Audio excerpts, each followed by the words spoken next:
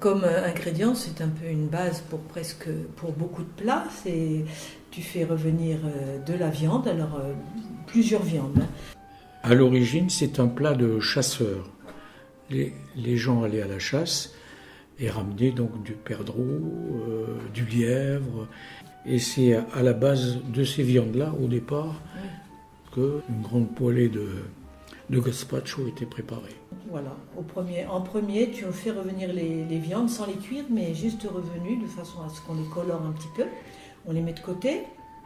Ensuite, je fais revenir l'oignon qui va absorber tous les sucs laissés dans la poêle.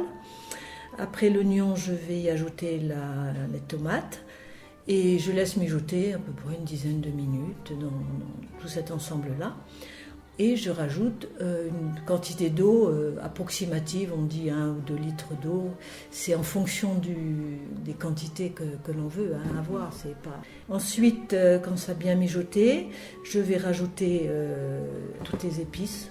J'avais mis du paprika, ça donne un peu de couleur et puis ça le pimente un petit peu.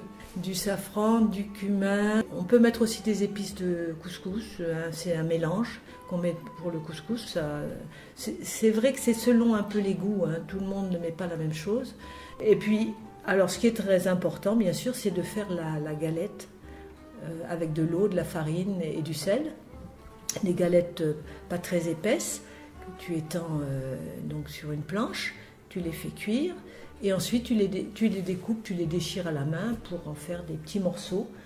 Et c'est cette partie-là qui va être mise dans le bouillon avec le reste de viande pour donner justement la consistance des fameux gazpacho.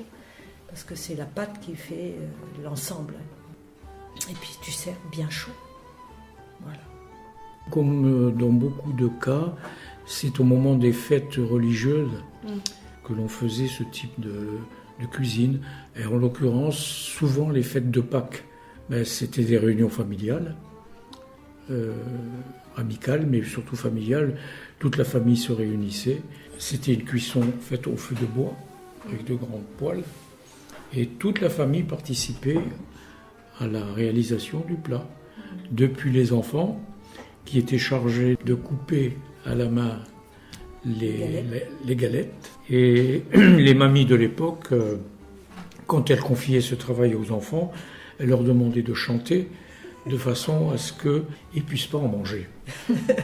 Et c'était souvent des repas à une trentaine de personnes au minimum autour de ce plat.